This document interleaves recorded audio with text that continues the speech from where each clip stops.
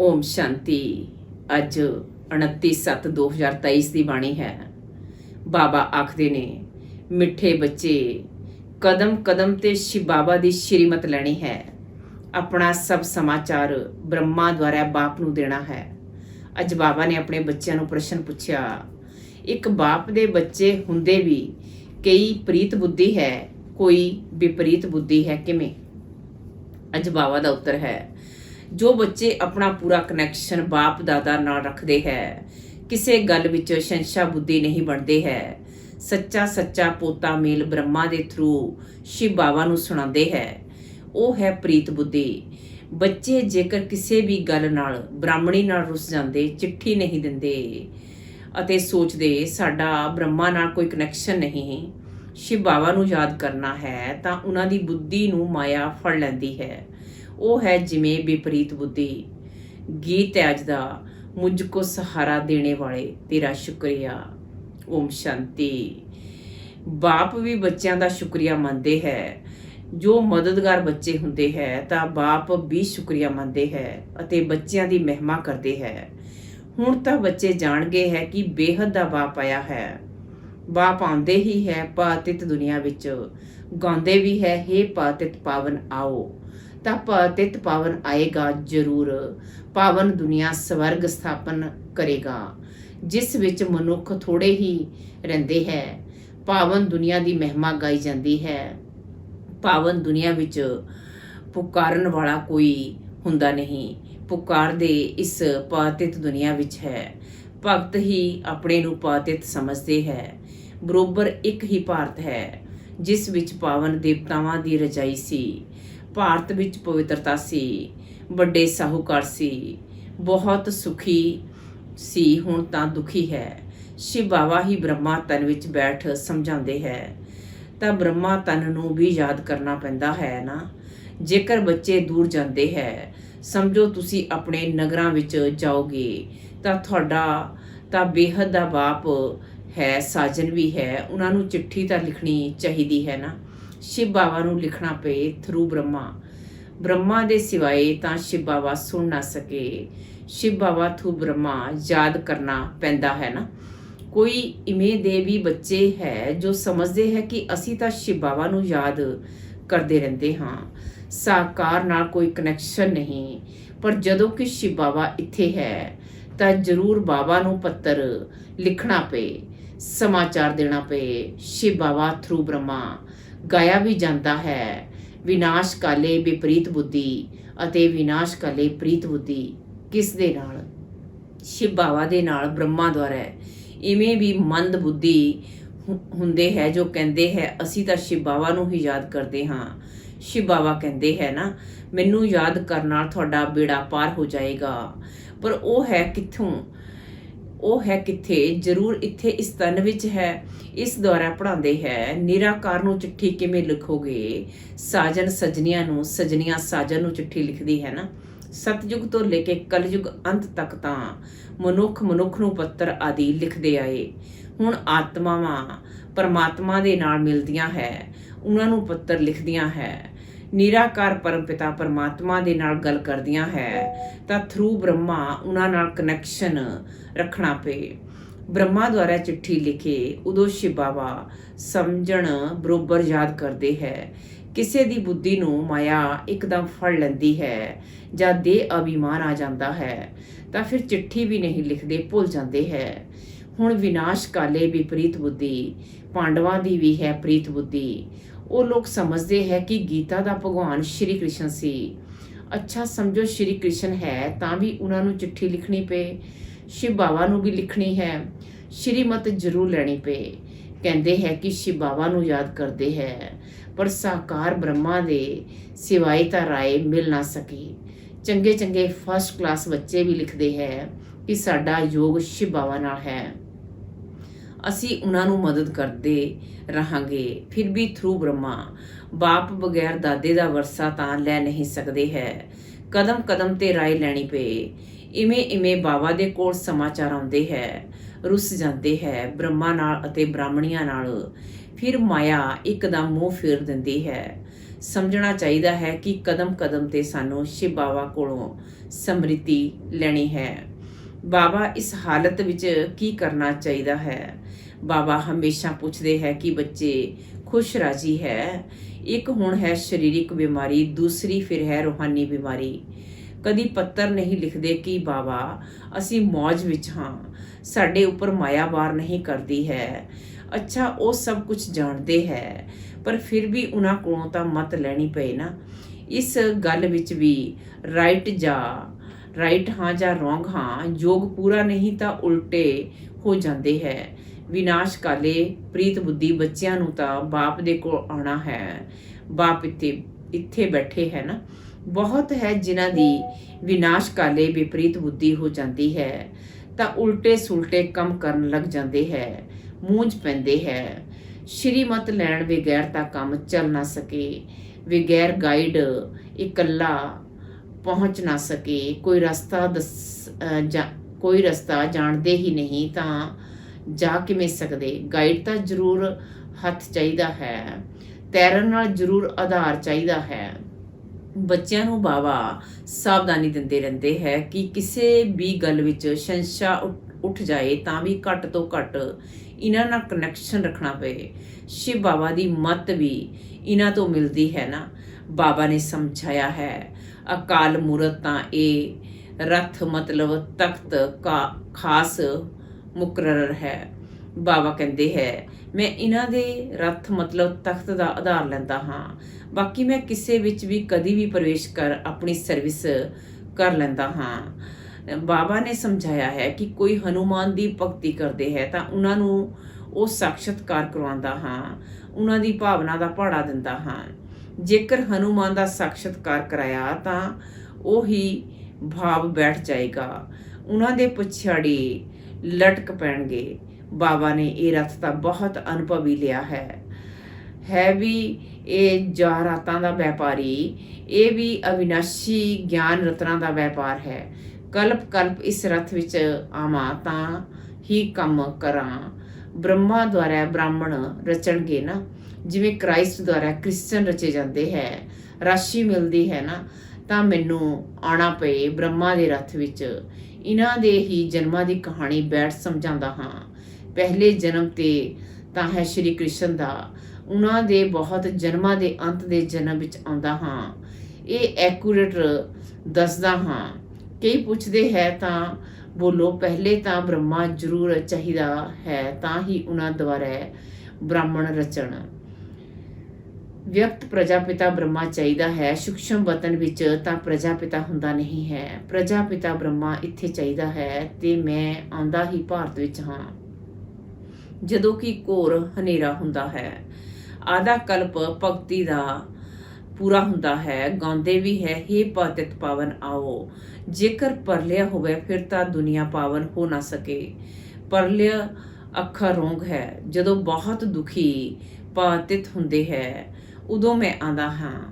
ਪਾਵਨ ਦੁਨੀਆ ਹੈ ਸਤਜੁਗ ਤ੍ਰੇਤਾ ਦੁਆਪਰ ਕਲਯੁਗ ਹੈ ਪਤਿਤ ਦੁਨੀਆ। ਇੱਥੇ ਕਿੰਨੇ ਕਰੋੜ ਮਨੁੱਖ ਹੈ। ਸਤਜੁਗ ਵਿੱਚ ਇੰਨੇ ਨਹੀਂ ਚਾਹੀਦੇ। ਦਿਖਾਉਂਦੇ ਹੈ ਪੇਟ ਤੋਂ ਮੁਸਲ ਨਿਕਲੇ, ਜਿਸ ਨਾਲ ਆਪਣੇ ਹੀ ਕੁਲ ਦਾ ਨਾਸ਼ ਕੀਤਾ। ਇਹ ਸਭ ਕਹਾਣੀਆਂ ਬੈਠ ਬਣਾਈਆਂ ਹੈ। ਪੇਟ ਵਿੱਚੋਂ ਕੋਈ ਚੀਜ਼ ਨਹੀਂ ਨਿਕਲਦੀ ਹੈ, ਇਹ ਤਾਂ ਬੁੱਧੀ ਦਾ ਕੰਮ ਹੈ। ਸਾਇੰਸ ਦਾ ਵੀ ਹੁਣ ਦੇਖੋ ਕਿੰਨਾ ਸੁੱਖ ਹੋ ਗਿਆ ਹੈ। ਅੱਗੇ ਇਹ ਬਿਜਲੀ ਆਦਿ ਕੁਝ ਨਹੀਂ ਸੀ। ਬਾਬਾ ਤਾਂ ਅਨੁਭਵੀ ਹੈ ਨਾ। ਕਹਿੰਦੇ ਵੀ ਹੈ ਕਿ ਮੈਂ ਬੁੱਢੇ ਤਨ ਵਿੱਚ ਆਉਂਦਾ ਹਾਂ। ਸ਼੍ਰੀ ਕ੍ਰਿਸ਼ਨ ਤਾਂ ਦਾ ਤੇ ਬੁੱਢਾ ਤਨ ਨਹੀਂ ਹੈ। ਸ਼੍ਰੀ ਕ੍ਰਿਸ਼ਨ ਪਤਿਤ ਥੋੜੇ ਹੀ ਹੈ। ਕਹਿੰਦੇ ਹੈ ਕਿ ਪਤਿਤ ਪਾਵਨ ਆਓ ਤਾਂ ਤੇ ਪਤਿਤ ਦੁਨੀਆ ਪਤਿਤ ਸਰੀਰ ਵਿੱਚ ਆਉਣਾ ਪਏ। ਪਤਿਤ ਦੁਨੀਆ ਵਿੱਚ ਪਾਵਨ ਸਰੀਰ ਹੁੰਦਾ ਹੀ ਨਹੀਂ। ਇੱਥੇ ਆਤਮਾਵਾਂ ਵੀ ਤਮੋ ਪ੍ਰਧਾਨ ਤਾਂ ਸਰੀਰ ਵੀ ਤਮੋ ਪ੍ਰਧਾਨ ਹੈ। ਗੋਲਡਨ ਏਜ ਸਿਲਵਰ ਏਜ ਕਿਹਾ ਜਾਂਦਾ ਹੈ ਨਾ। ਪਹਿਲੇ ਹੈ ਗੋਲਡਨ ਏਜ, ਉੱਥੇ ਆਤਮਾ ਅਤੇ ਸਰੀਰ ਦੋਵੇਂ ਹੀ ਪਾਵਨ ਹੈ। ਫਿਰ ਆਤਮਾ ਬਣ ਜਾਂਦੀ ਹੈ, ਉਹਨਾਂ ਨੂੰ ਆ ਕੇ ਵਾਈਸਲੈਸ ਪਾਵਨ ਬਣਾਉਂਦੇ ਹਾਂ। ਮਾਇਆ ਇਵੇਂ ਹੈ ਜੋ ਚੰਗੇ ਚੰਗੇ ਫਸਟ ਕਲਾਸ ਦਾ ਵੀ ਕੰਨ ਫੜ ਲੈਂਦੀ ਹੈ। ਬ੍ਰਾਹਮਣੀ ਨਾਲ ਜਾ ਬ੍ਰਹਮਾ ਨਾਲ ਨਾਰਾਜ਼ ਹੋਇਆ, ਸ਼ੰਸ਼ਾ ਪਿਆ ਇਹ ਗਿਆ। ਮਾਇਆ ਮੂੰਹ ਫੇਰ ਦਿੰਦੀ ਹੈ, ਪ੍ਰੀਤ ਬੁੱਧੀ ਤੋਂ ਵਿਪਰੀਤ ਬੁੱਧੀ ਬਣ ਜਾਂਦੇ ਹੈ। ਫਿਰ ਸ਼ਿਵ ਬਾਬਾ ਕੋਲੋਂ ਪੜ੍ਹਨਾ ਛੱਡ ਦਿੰਦੇ ਹੈ। ਕਈ ਪੜ੍ਹਦੇ ਹੈ ਪਰ ਪੂਰੀ ਧਾਰਨਾ ਨਹੀਂ ਹੁੰਦੀ ਤਾਂ ਬਾਬਾ ਕਹਿੰਦੇ ਹੈ ਹਰਜਾ ਨਹੀਂ, ਸਿਰਫ 2 ਗੱਲਾਂ ਮਜ਼ਬੂਤ ਕਰ ਲਵੋ। ਬਾਬਾ ਨੂੰ ਯਾਦ ਕਰਨਾ ਹੈ, ਉਹ ਤੁਹਾਡੀ ਬੁੱਧੀ ਇੱਥੇ ਅਤੇ ਉੱਥੇ ਘਰ ਵਿੱਚ ਰਹਿਣੀ ਚਾਹੀਦੀ ਹੈ। ਇੱਕ ਜਿੰਨ ਦਾ ਮਿਸਾਲ ਹੈ ਨਾ, ਉਸਨੇ ਕਿਹਾ ਕਿ ਕੰਮ ਦਵੋ ਨਹੀਂ ਤਾਂ ਖਾ ਜਾਵਾਂਗਾ। ਬਾਬਾ ਵੀ ਕਹਿੰਦੇ ਹੈ ਮੈਂ ਇਹ ਯਾਦ ਕਰਨ ਦਾ ਕੰਮ ਦਿੰਦਾ ਹਾਂ, ਜੇਕਰ ਯਾਦ ਨਹੀਂ ਕਰੋਗੇ ਤਾਂ ਮਾਇਆ ਕੱਚਾ ਖਾ ਜਾਏਗੀ। ਯਾਦ ਦੇ ਲਈ ਕੁਝ ਸਮਾਂ ਤਾਂ ਨਿਕਾਲਣਾ ਚਾਹੀਦਾ ਹੈ ਨਾ, ਪਹਿਲੇ ਥੋੜੇ ਸਮਾਂ ਫਿਰ ਬਹੁਤ ਪ੍ਰੈਕਟੀਕਲ ਹੁੰਦੀ ਜਾਏਗੀ। ਬਾਬਾ ਕਹਿੰਦੇ ਹੈ ਕਿ ਚੁੱਪ ਰਹੋ, ਸਿਰਫ ਯਾਦ ਕਰਦੇ ਰਹੋ। ਤੁਸੀਂ ਜਾਣਦੇ ਹੋ ਕਿ ਬਾਬਾ ਉੱਪਰ ਵਿੱਚ ਵੀ ਹੈ, ਇੱਥੇ ਵੀ ਹੈ। ਸਾਨੂੰ ਬਾਬਾ ਦੇ ਕੋਲ ਜਾਣਾ ਹੈ। ਹੁਣ ਤੁਹਾਨੂੰ ਸਮਝ ਹੈ ਬਾਬਾ ਇਸ ਸਰੀਰ ਵਿੱਚ ਆਇਆ ਹੋਇਆ ਹੈ। ਯਾਦ ਨਹੀਂ ਕਰੋਗੇ ਤਾਂ ਮਾਇਆ ਕੱਚਾ ਖਾ ਜਾਏਗੀ। ਕਹਾਣੀਆਂ ਤੇ ਬਹੁਤ ਬਣਾ ਦਿੱਤੀਆਂ ਹੈ। ਅੱਗੇ ਬੇਸਮਝ ਸੀ, ਹੁਣ ਬਾਬਾ ਸਮਝਾਉਂਦੇ ਹੈ ਕਿ ਮੈਂ ਚਲਾ ਜਾਂਦਾ ਹਾਂ, ਫਿਰ ਤੁਸੀਂ ਵਿਸ਼ਵ ਦੇ ਮਾਲਿਕ ਬਣਦੇ ਹੋ। ਤੁਸੀਂ ਆਤਮਾਵਾਂ ਨਾਲ ਗੱਲ ਕਰਦੇ ਹੋ। ਆਤਮਾ ਹੀ ਇਮਤਿਹਾਨ ਪਾਸ ਕਰਦੀ ਹੈ ਸਰੀਰ ਦੇ ਦੁਆਰਾ। ਹੁਣ ਬਾਪ ਕਹਿੰਦੇ ਹੈ ਕਿ ਦੇਹੀ ਅਭਿਮਾਨੀ ਬਣੋ। ਗ੍ਰਹਸਥ ਵਿਵਹਾਰ ਵਿੱਚ ਰਹਿੰਦੇ ਆਪਣੇ ਨੂੰ ਅਸ਼ਰੀਰੀ ਆਤਮਾ ਸਮਝੋ। ਜਿੰਨਾ ਬਾਪ ਨੂੰ ਯਾਦ ਕਰੋਗੇ ਉਨਾ ਫਾਇਦਾ ਹੈ। ਇਸ ਦਾ ਨਾਮ ਹੀ ਯੋਗ ਰੱਖ ਦਿੱਤਾ ਹੈ, ਨਹੀਂ ਤਾਂ ਇਹ ਹੈ ਯਾਦ। ਆਤਮਾ ਦੀ ਬਾਪ ਨਾਲ ਪ੍ਰੀਤ ਯਾਦ ਕਰਦੇ ਹੈ। ਆਸ਼ਿਕ ਮਾਸ਼ੂਕ ਦਾ ਵੀ ਇੱਕ ਦੂਜੇ ਦੇ ਸਰੀਰ ਨਾਲ ਪਿਆਰ ਹੁੰਦਾ ਹੈ। ਆਸ਼ਿਕ ਮਾਸ਼ੂਕ ਦੋਵੇਂ ਹੀ ਦੇਹਧਾਰੀ ਹੁੰਦੇ ਹੈ। ਆਸ਼ਿਕ ਦੇ ਸਾਹਮਣੇ ਜਿਵੇਂ ਕਿ ਮਾਸ਼ੂਕ ਖੜਾ ਹੈ, ਮਾਸ਼ੂਕ ਨੂੰ ਫਿਰ ਆਸ਼ਿਕ ਦਿਖਾਈ ਦੇਵੇਗਾ। ਹੁਣ ਤੁਸੀਂ ਆਸ਼ਿਕ ਹੋ ਪਰਮਪਿਤਾ ਪਰਮਾਤਮਾ ਦੇ। ਇੱਕ ਹੈ ਮਾਸ਼ੂਕ, ਬਾਕੀ ਸਭ ਆਤਮਾਵਾਂ ਹੈ ਆਸ਼ਿਕ। ਉਹ ਨਿਰਾਕਾਰ ਬਾਪ ਤੁਹਾਨੂੰ ਇਸ ਸਾਕਾਰ ਤਨ ਦੁਆਰਾ ਬੈਠ ਮਤ ਦਿੰਦੇ ਹੈ। ਤੁਸੀਂ ਤਾਂ ਨਾ ਆਤਮਾ ਨੂੰ ਨਾ ਪਰਮਾਤਮਾ ਨੂੰ ਦੇਖ ਸਕਦੇ ਹੋ। ਕਦੀ ਕਦੀ ਕਿਸੇ ਨੂੰ ਆਤਮਾਵਾਂ ਦਾ ਸਾਖਸ਼ਾਤਕਾਰ ਹੁੰਦਾ ਹੈ। ਮਨੁੱਖ ਤਾਂ ਕੁਝ ਸਮਝ ਨਹੀਂ ਸਕਦੇ। ਬਾਬਾ ਲਾਈਟ ਦਾ ਸਾਖਸ਼ਾਤਕਾਰ ਕਰਾ ਦਿੰਦੇ ਹੈ, ਕਿਉਂਕਿ ਭਾਵਨਾ ਬੈਠੀ ਹੋਈ ਹੈ। ਕਹਿੰਦੇ ਹੈ ਨਾ, ਬਹੁਤ ਲਾਈਟ ਤੇਜੋਂ ਮੇਂ ਹੈ, ਬਸ ਕਰੋ। ਅਸੀਂ ਸਹਿਨ ਨਹੀਂ ਕਰ ਸਕਦੇ ਹਾਂ। ਲਾਲ ਲਾਲ ਅੱਖਾਂ ਹੋ ਜਾਂਦੀਆਂ ਹੈ। ਬਾਬਾ ਸਮਝਾਉਂਦੇ ਹੈ ਕਿ ਮੈਂ ਤਾਂ ਸਟਾਰ ਹਾਂ। ਜਿਵੇਂ ਜੁਗਨੂ ਹੁੰਦਾ ਹੈ ਨਾ,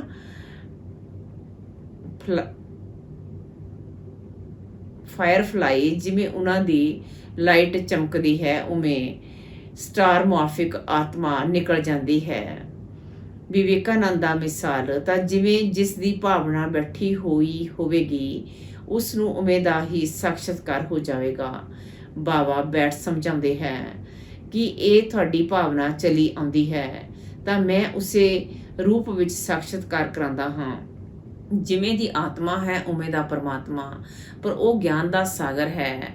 ਆਤਮਾ ਵੀ ਚੈਤਨਿਆ ਹੈ। ਸਭ ਸੰਸਕਾਰ ਆਤਮਾ ਵਿੱਚ ਹੈ। ਬਾਪ ਵਿੱਚ ਵੀ ਸੰਸਕਾਰ ਹੈ। ਸਥਾਪਨਾ, ਵਿਨਾਸ਼, ਪਾਲਣਾ ਦੇ ਕਰਤੱਵਯ ਕਰਨ ਦੇ। ਤ੍ਰਿਮੂਰਤੀ ਹੈ ਨਾ, ਸ਼ਿਵ ਨੂੰ ਵੀ ਕੋਈ ਜਾਣਦੇ ਨਹੀਂ ਤਾਂ ਤ੍ਰਿਮੂਰਤੀ ਦੇ ਉੱਪਰ ਸ਼ਿਵ ਰਚਨਾ ਨੂੰ ਭੁੱਲ ਗਏ ਹੈ। ਅਸਲ ਵਿੱਚ ਗੀਤਾ ਦਾ ਭਗਵਾਨ ਹੈ ਤ੍ਰਿਮੂਰਤੀ ਸ਼ਿਵ, ਪਰ ਉਹ ਫਿਰ ਕਹਿ ਦਿੰਦੇ ਹੈ ਤ੍ਰਿਮੂਰਤੀ ਬ੍ਰਹਮਾ। ਅਰੇ ਬ੍ਰਹਮਾ ਵਿਸ਼ਨੂੰ ਸ਼ੰਕਰ ਦਾ ਵੀ ਕੋਈ ਰਚਤਾ ਹੋਵੇਗਾ ਨਾ। ਬ੍ਰਹਮਾ ਦਾ ਨਾਮ ਵੱਖ, ਸ਼ਿਵ ਬਾਬਾ ਦਾ ਨਾਮ ਵੱਖ ਹੈ। ਨਹੀਂ ਤਾਂ ਕਿਸ ਨੂੰ ਯਾਦ, ਕਿਸ ਨੂੰ ਕਹਿੰਦੇ ਹੈ ਉਹ ਰਚਤਾ ਹੈ, ਕਿਸੇ ਦੀ ਵੀ ਸਮਝ ਵਿੱਚ ਨਹੀਂ ਆਉਂਦਾ ਹੈ। ਬਾਪ ਆ ਕੇ ਬੱਚਿਆਂ ਨੂੰ ਸਮਝਾਉਂਦੇ ਹੈ ਤੁਹਾਡੀ ਹੈ ਪ੍ਰੀਤ ਬੁੱਧੀ। ਕਿਸੇ ਦੀ ਵਿਪਰੀਤ ਬੁੱਧੀ ਹੋ ਜਾਂਦੀ ਹੈ ਤਾਂ ਜਿਵੇਂ ਕੌਰਵ ਬਣ ਜਾਂਦੇ ਹੈ। ਭਾਵੇਂ ਇੱਥੇ ਆਉਂਦੇ ਹੈ ਪਰ ਪਦਵੀ ਘੱਟ ਹੋ ਜਾਂਦੀ ਹੈ। ਜੋ ਕੁਝ ਜਮਾ ਹੋਇਆ ਹੈ ਉਹ ਨਾ ਹੋ ਜਾਂਦਾ ਹੈ, ਫਿਰ ਪ੍ਰਜਾ ਵਿੱਚ ਜਾ ਕੇ ਘੱਟ ਪਦਵੀ ਪਾਉਣਗੇ। ਇਸ ਸਮੇਂ ਦੇਖੋ ਪੜ੍ਹਾਈ ਨਾਲ ਕੀ ਬਣ ਸਕਦੇ ਹੋ। ਬਾਬਾ ਕਹਿੰਦੇ ਹੈ ਕਿ ਬੱਚੇ ਦੇਵਤਾ ਬਣਨਾ ਹੈ ਤਾਂ ਇਸ ਖਰਾਬ ਚੀਜ਼ ਨੂੰ, ਵਿਸ਼ ਨੂੰ ਛੱਡਣਾ ਹੈ। ਇੱਕ ਬਾਪ ਹੀ ਸੱਚਾ ਸਤਿਗੁਰੂ ਹੈ ਜੋ ਮੁਕਤੀ, ਜੀਵਨ ਮੁਕਤੀ ਵਿੱਚ ਲੈ ਜਾਣ ਵਾਲਾ ਹੈ। ਜਾਣਾ ਤੇ ਸਭ ਨੂੰ ਇੱਕ ਹੀ ਸਮੇਂ ਤੇ ਹੈ। ਇਵੇਂ ਨਹੀਂ ਕੋਈ ਵਿੱਚੋਂ ਤੋਂ ਚਲਾ ਜਾਏਗਾ। ਹਰ ਇੱਕ ਨੂੰ ਆਪਣਾ ਆਪਣਾ ਪੂਰਾ ਪਾਠ ਵਜਾਉਣਾ ਹੈ। ਜ਼ਰੂਰ ਫਿਰ ਅੰਤ ਵਿੱਚ ਮੱਛਰਾਂ ਸੌਦ੍ਰਿਸ਼ ਜਾਣਾ ਹੈ। ਗੀਤ ਵਿੱਚ ਵੀ ਲਿਖਿਆ ਹੋਇਆ ਹੈ। ਪਰ ਸ਼੍ਰੀ ਕ੍ਰਿਸ਼ਨ ਭਗਵਾਨੂਵਾਚ ਲਿਖਣ ਨਾਲ ਗੀਤਾ ਦਾ ਮਹੱਤਵ ਹੀ ਚੱਟ ਹੋ ਗਿਆ ਹੈ। ਬਾਪ ਨਾ ਆਏ ਤਾਂ ਮੁਕਤੀ ਧਾਮ ਕਿਵੇਂ ਜਾਣਾ। ਫਿਰ ਆਪਣੇ ਸਮੇਂ ਤੇ ਆ ਕੇ ਆਪਣਾ ਪਾਠ ਵਜਾਉਂਦੇ ਹੈ। ਇਹ ਹੋਇਆ ਵਿਸਤਾਰ ਨੂੰ ਸਮਝਣਾ। ਨਟਸ਼ਲ ਵਿੱਚ ਕਹਿੰਦੇ ਹੈ ਕਿ ਅੱਛਾ ਮੈਨੂੰ ਯਾਦ ਕਰੋ, ਬਸ ਗੋਡ ਇਜ਼ ਵਨ, ਬਾਕੀ ਸਭ ਹੈ ਬੱਚੇ। ਹੁਣ ਤੁਸੀਂ ਤ੍ਰਿਕਾਲਦਰਸ਼ੀ ਬਣੇ ਹੋ। ਅੱਛਾ, ਮਿੱਠੇ ਮਿੱਠੇ ਸਿੱਕਿਲ ਦੇ ਬੱਚਿਆਂ ਪ੍ਰਤੀ ਮਾਤ ਪਿਤਾ ਬਾਪ ਦਾਦਾ ਦਾ ਯਾਦ ਪਿਆਰ ਅਤੇ ਗੁੱਡ ਮਾਰਨਿੰਗ। ਰੂਹਾਨੀ ਬਾਪ ਦੀ ਰੂਹਾਨੀ ਬੱਚਿਆਂ ਨੂੰ ਨਮਸਤੇ। ਧਾਰਨਾ ਲਈ ਮੁੱਖ ਸਾਰ ਨੰਬਰ 1 ਪਰ ਸਦਾ ਖੁਸ਼ ਅਤੇ ਰਾਜੀ ਰਹਿਣ ਦੇ ਲਈ ਕਦਮ ਕਦਮ ਤੇ ਬਾਪ ਦੀ ਰਾਏ ਲੈਣੀ ਹੈ। ਸ਼ਿਵ ਬਾਬਾ ਨੂੰ ਬ੍ਰਹਮਾ ਦੇ ਥਰੂ ਯਾਦ ਕਰਨਾ ਹੈ।